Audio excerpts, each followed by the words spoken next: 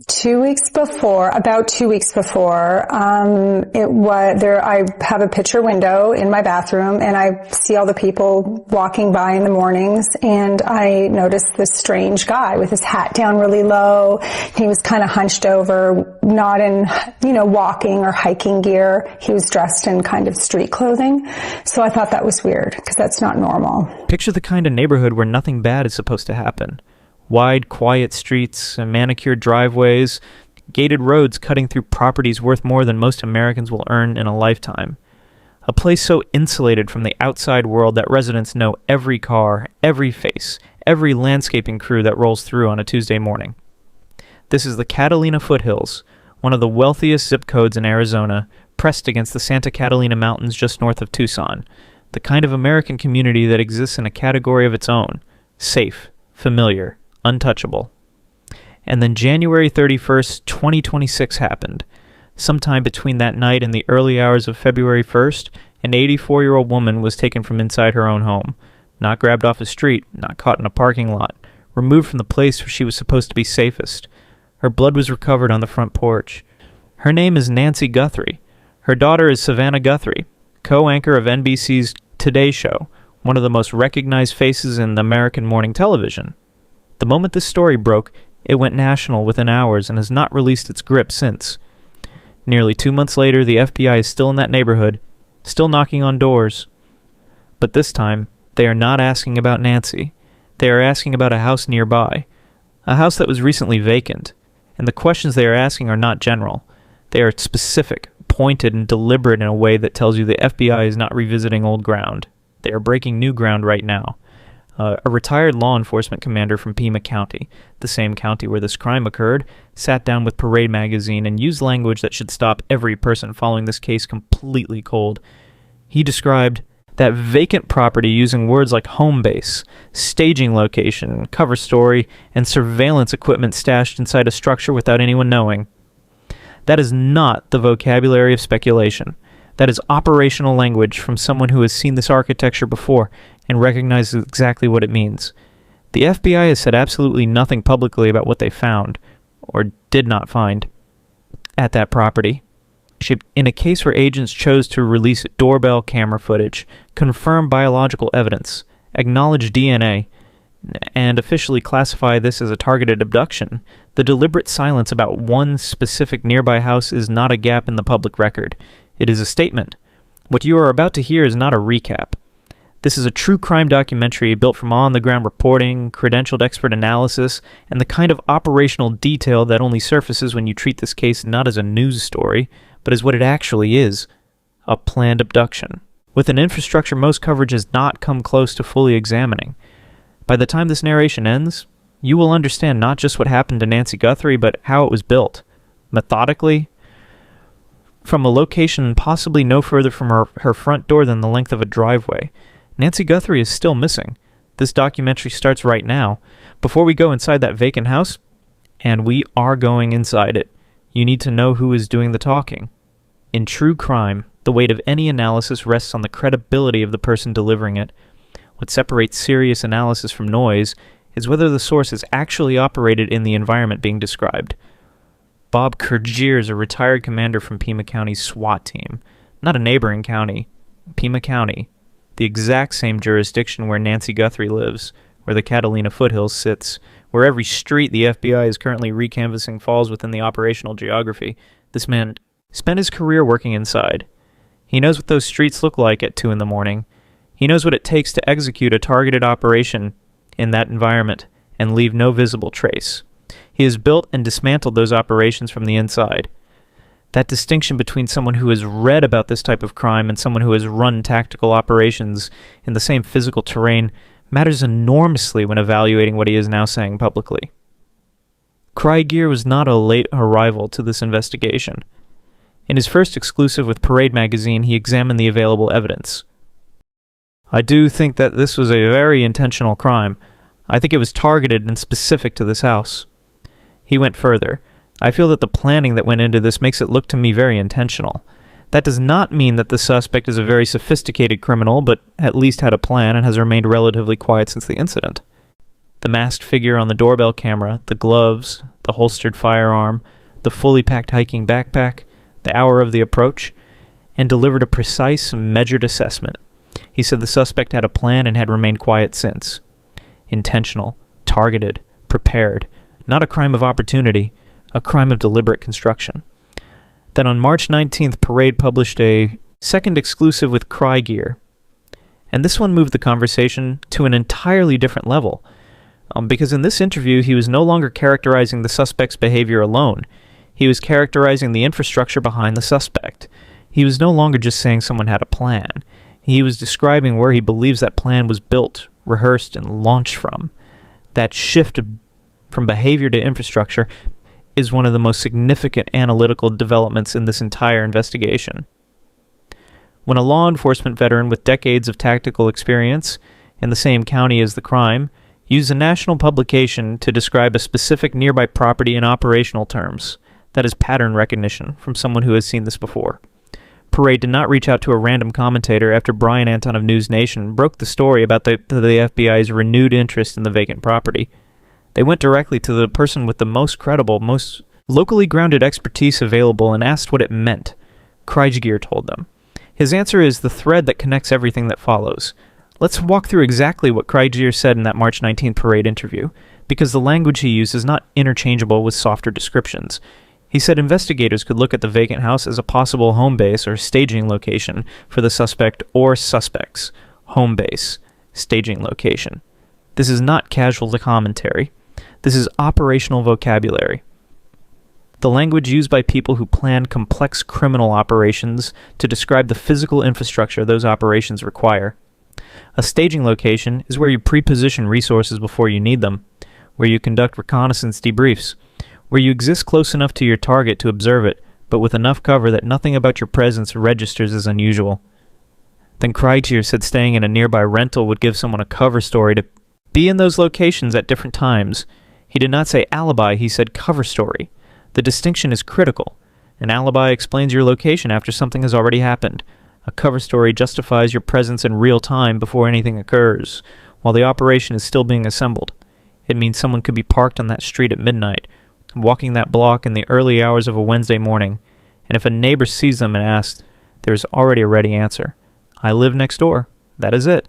The presence that should have raised a flag becomes invisible, because the cover story absorbs it before suspicion can form.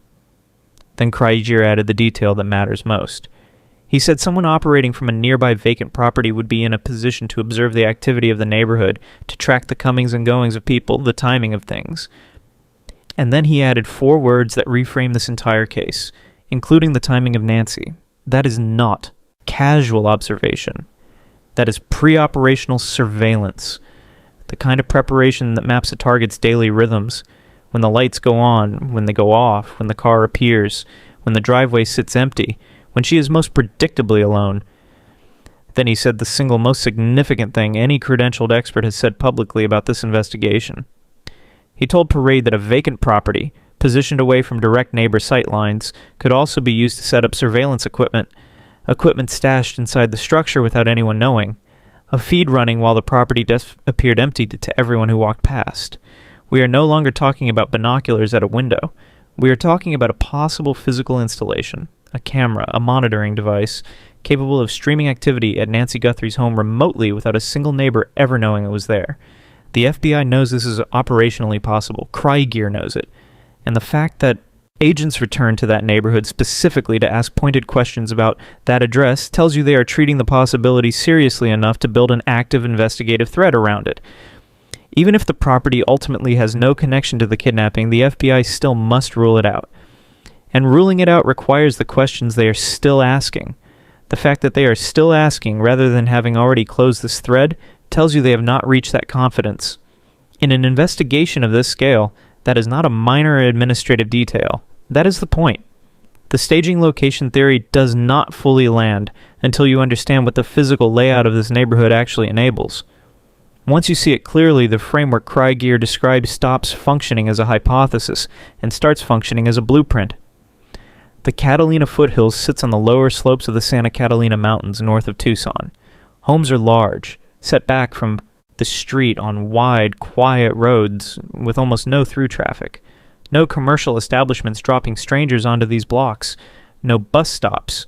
No foot traffic from outsiders with a reason to be there. You're either a known resident, an expected visitor, or you stand out. The neighborhood is structurally designed that way. A rental property dissolves that resistance entirely. It brings in transient faces by definition. Neighbors cannot reasonably verify every new tenant. A new car in a rental's driveway does not trigger alarm. The rental absorbs what would otherwise register as anomalous by giving it a built-in explanation. Place that rental approximately 50 feet from Nancy Guthrie's home. A conservative estimate for neighboring property distances in this area.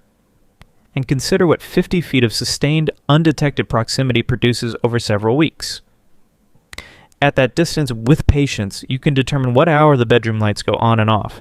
You can map the morning, routine, and the nighttime one. You can identify whether the front door or the garage gets used most. You can time the gap between the garage door opening and closing behind her. You can observe which cameras face the street and which ones do not. You can establish whether she has overnight visitors or whether after a certain hour she is entirely alone. In this case, we have a verified timeline of Nancy Guthrie's final evening. On January 31st at 5:32 in the afternoon, she traveled by Uber to a family dinner. She was returned home at 9:48. At 9:50, 2 minutes later, the garage door closed, confirming she was inside. Then at 1:47 in the morning on February 1st, her doorbell camera disconnected. No prior malfunction documented. No reported technical issues. It simply went dark at the precise moment when its footage would have been most significant. If someone had been watching that home from a nearby property in the weeks prior, they would have known the 9:48 to 1:47 window was the window. Just under 4 hours. Neighborhood dark. No visitors. No overnight company. A doorbell camera they may have already developed a plan for before setting foot on that porch. The individual on that camera was not dressed for improvisation. Ski mask, gloves, jacket, long pants, a handgun holster, a 25-liter hiking backpack. That is a kit assembled for a specific task on a specific night. The FBI describes him as male, approximately 5'9" to 5'10", with an average build. Months later, no public identification, no arrest, no named suspect. Former FBI agent Jennifer Coffindaffer publicly assessed that this same individual appeared at Nancy Guthrie's door on January 11th, 3 weeks before the abduction, conducting what she characterized as a trial run. The Guthrie family asked the public specifically to search their memories for January 11th and January 24th, not a general time frame. Those two exact dates. The family's focus on January 11th aligns directly with Coffindaffer's assessment. That is not coincidence.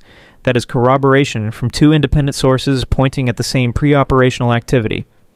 Combat infantry veteran Kurt Dabb told Parade he believes this involved 2 to 4 individuals. The logistics too complex for one person. He also said the home was almost certainly surveilled prior to the operation. Forensics professor Joseph Scott Morgan used the word reconnoiter, a military intelligence term, to describe what was done to an 84-year-old woman in a residential neighborhood north of Tucson. Whoever did this had been casing her home. They had familiarity with this environment. They were trying to get a feel for the environment before they took her. They added whether or not they knew a camera was there was a culmination of their reconnoiter. Every named expert who has analyzed this operationally has arrived at the same place. This was surveilled. This was built. And built operations require physical infrastructure, a place to operate from, a position close enough to gather intelligence without appearing to be anything other than a neighbor. The vacant property nearby is that infrastructure question, and 50 feet with the right cover is more than enough to build an operation that leaves almost no trace, until someone starts asking the right questions. Now we reach the part of this true crime documentary that most coverage has glossed over or gotten factually wrong, because buried inside the reporting on that vacant property is a direct, irreconcilable contradiction between two credentialed journalists describing the same rental in the same neighborhood, and arriving at completely opposite accounts of when the renters left. This is not minor variance. In an investigation where the FBI is asking specific questions about a specific address, the difference between moved out before the kidnapping and moved out immediately after is not an imprecision issue. It is the difference between two entirely separate criminal frameworks, both of which are deeply disturbing. Source 1 is Brian Anton, News Nation's senior investigative reporter with the deepest sourcing in this case, physically on the ground in Tucson longer than virtually any other national correspondent. On March 17th, he told his audience directly, "There is one neighbor that moved out before Nancy disappeared, and the FBI is asking more questions about that situation." Before. His word. His sources. His confidence level. Source 2 is Dave Mack of Crime Stories. He went on air and stated the renters moved out immediately after Nancy Guthrie's disappearance. His framing was explicit. They were there until the kidnapping and then gone. Same house, same renters. Two accounts that cannot both be true. Then there is neighbor Laura speaking directly to Anton on camera about something she personally witnessed. She said the renters had moved out within a few days of it happening, and she knew because the car was gone. No moving truck, no visible clearing of belongings. The vehicle that had been a fixture of that property simply was not there anymore, she said. She thought it was probably nothing, but she called anyway, because in the Catalina Foothills, probably nothing still gets a phone call. Here is why the contradiction matters operationally. If Anton is right and the renters left before the kidnapping, then the FBI is looking at a property that went vacant during the operational run-up to the abduction, a property that emptied out between January 11th and February 1st, directly within the window of the identified trial runs, a property with no occupant to notice unusual activity, no one to report unfamiliar comings and goings, no routine human presence to flag an uninvited visitor, using that space for something it was never intended for. A vacant property in that specific window is not a coincidence. It is a pre-operational asset. If Mack is right and the renters left immediately after, the question transforms entirely.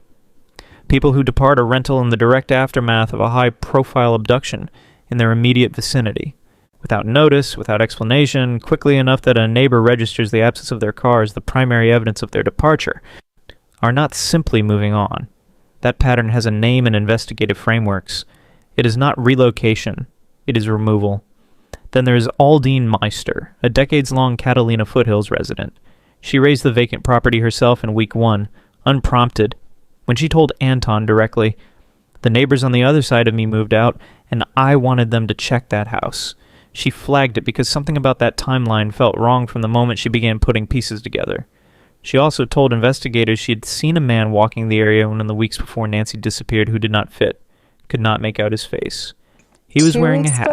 About 2 weeks before, I have a picture window in my bathroom, and I see all the people walking by in the mornings, and I noticed this strange guy with his hat down really low. He was kind of hunched over, not in, walking or hiking gear. He was dressed in kind of street clothing. So I thought that was weird, because that's not normal. That's all. He was present, and then he was not. A man who did not belong in a neighborhood where everybody belongs.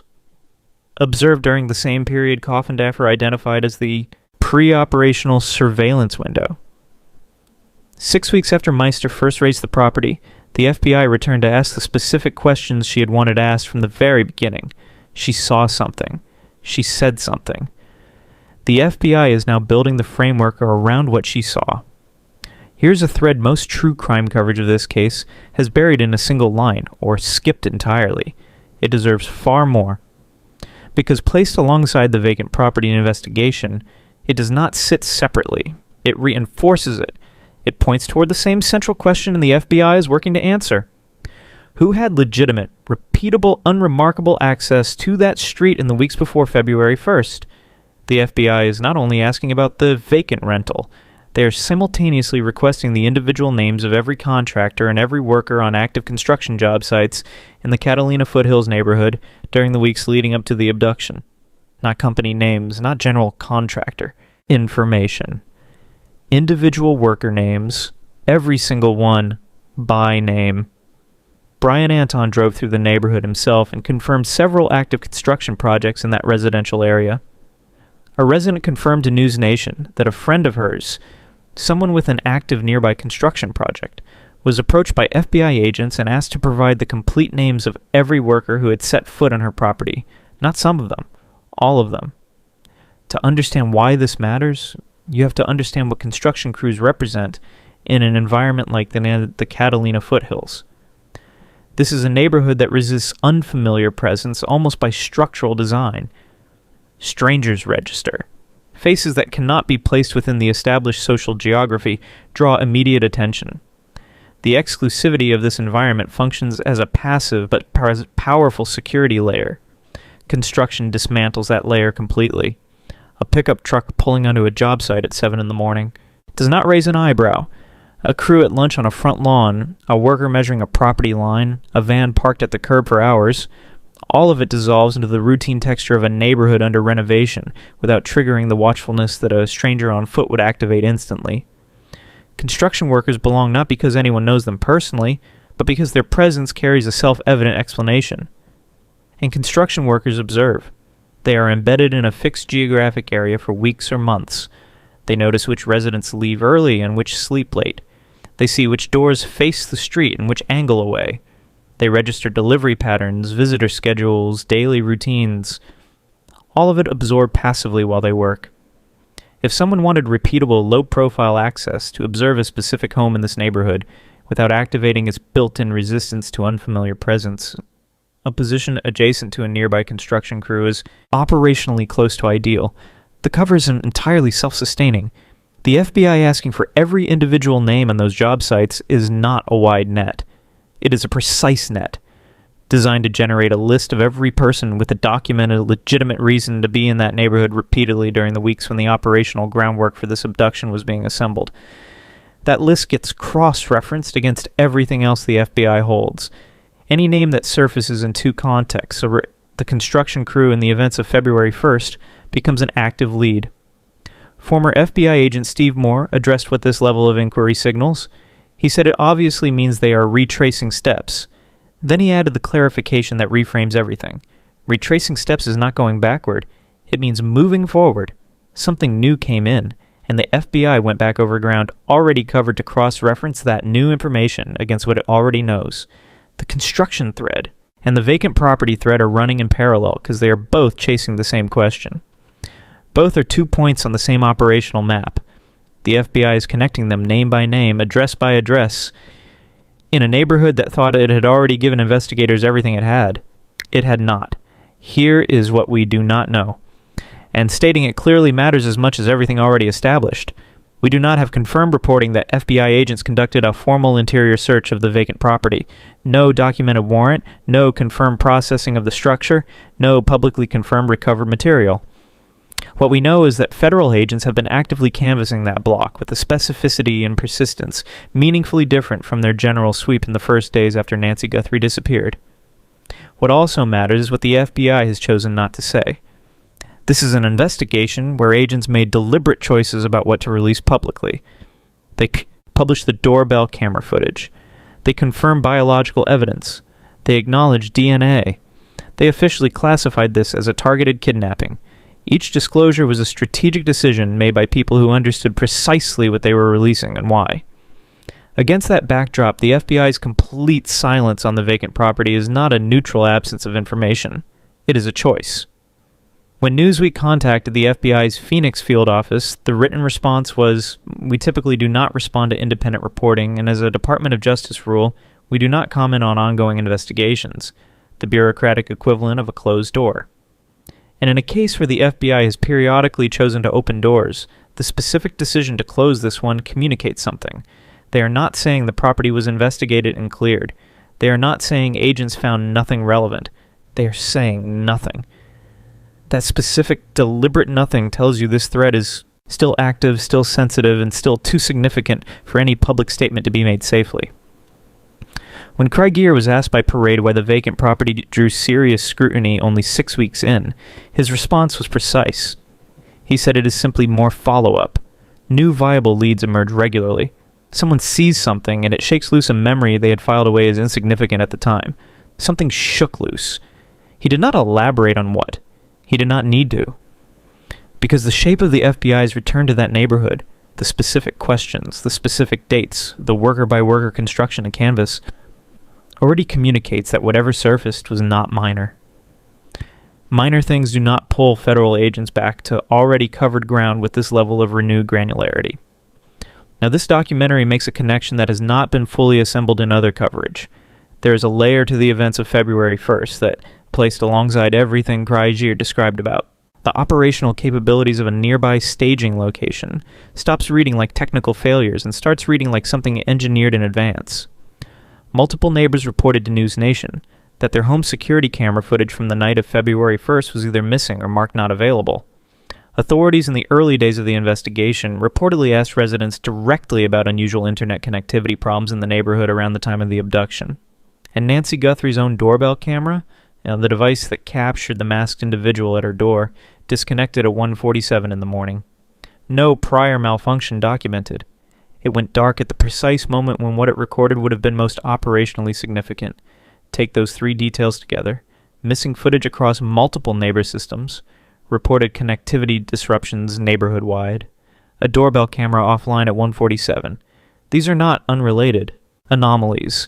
They describe a pattern consistent with someone who, after weeks of sustained observation from a nearby position, had mapped to which cameras in that neighborhood connected to external networks and what the difference between those systems meant for their operational exposure. Disabling an internet-connected residential camera remotely is a documented vulnerability in consumer security technology.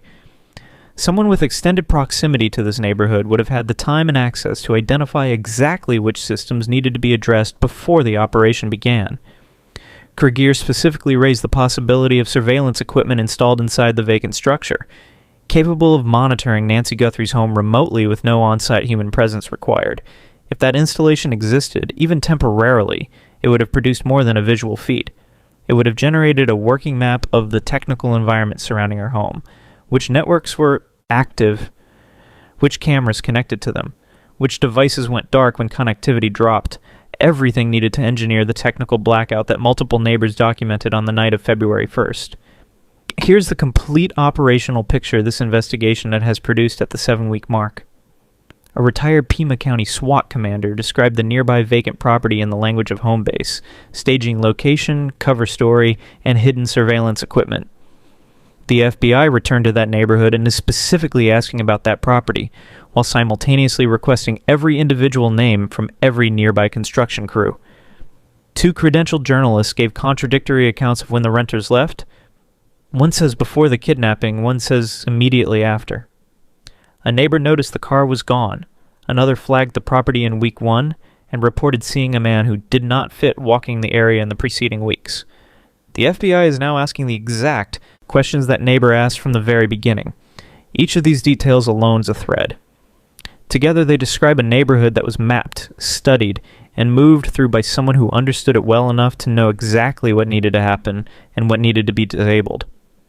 Whether that person operated from the nearby rental, used the cover of a construction presence, or combined both, that is precisely what the FBI is working to establish. What Krigier described is not a theoretical exercise. It is an operational blueprint explaining how an 84-year-old woman could have been observed for weeks. Her schedule documented, her routines mapped, her vulnerabilities cataloged, without a single neighbor flagging it in real time, because the person doing the observing may have had a cover story, may have had a rental, may have had a reason to be on that street every single day that made them invisible to the community watching everything around them. Nancy Guthrie is still missing. She is 84 years old and dependent on daily medication.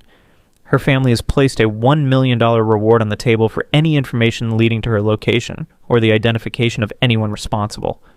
The Guthrie family has specifically asked the public to search their memories for January 11th and January 24th, not a general window.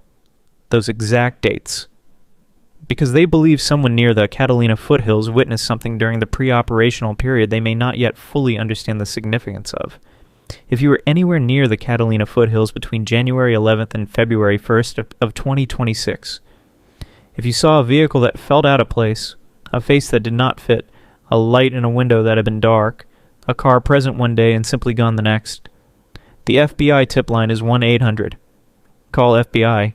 Submit information directly and confidentially at tips.fbi.gov. Someone saw something during the weeks when this operation was being built. They may not have understood what they were looking at in the moment. Probably nothing in this neighborhood, at this stage of a federal investigation still actively running, is worth a phone call. It is worth a submission. It is worth saying out loud to the people still building the complete map of everything that happened on that street before February 1st. Bob Krigier said this suspect had a plan, executed it with preparation and discipline, and went deliberately quiet afterward. The FBI's silence about that vacant property mirrors the same deliberate quiet. Neither silence means nothing happened there. Both silences mean the accounting is still underway. And until Nancy Guthrie comes home, that accounting does not stop. This documentary does not stop either.